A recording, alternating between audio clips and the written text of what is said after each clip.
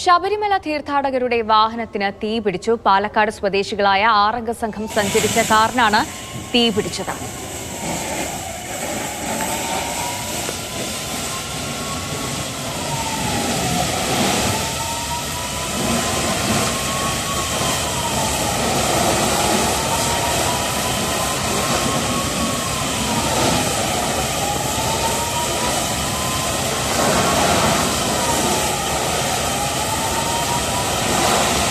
അഭിലാൽ വിവരങ്ങളുമായി ചേർന്നുണ്ട്. അഭിലാൽ, വലിയ രീതിയിൽ തീപിടിച്ചിട്ടുണ്ട്. ഇത് എങ്ങനെയാണ്, എപ്പോഴാണ് ഈ ഒരു അപകടം ഉണ്ടായത്? യാത്രക്കാർക്ക് പരിക്കുണ്ടോ? ശബരിമല ദർശനത്തിനായി പാലക്കാട് നിന്നെത്തിയ തീർത്ഥാടകർ നിലയ്ക്കൽ പിന്നിട്ട് പമ്പയിലേക്ക് യാത്ര ചെയ്യുന്നതിനിടെ പ്ലാന്തോട് ഭാഗത്ത് ഇപ്പോഴാണ് അപകടം സംഭവിക്കുന്നത്. അർദ്ധരാത്രിയോടുകൂടിയാണ് ഈ സംഭവം.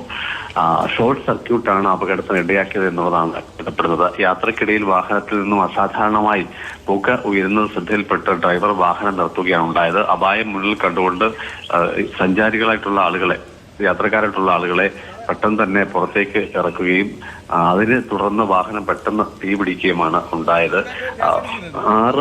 5 മുതിർന്ന ആളുകളും 7 വയസ്സുകാരിയായ ഒരു പെൺകുട്ടിയുമാണ് വാഹനത്തിലുണ്ടായിരുന്നത്. ആർക്കും പരിക്കില്ല.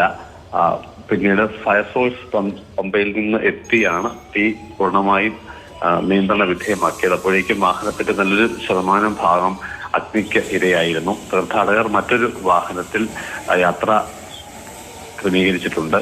അതേസമയം തന്നെ വാഹനത്തിന്റെ തീപിടിക്കുന്നതിനിടയാക്കിയ യഥാർത്ഥ കാരണം എന്താണ് എന്നുള്ളതടക്കമുള്ള വിഷയങ്ങൾ പിന്നീട് പരിശോധിക്കുമെന്നാണ് പോലീസ് അറിയിച്ചിട്ടുള്ളത്.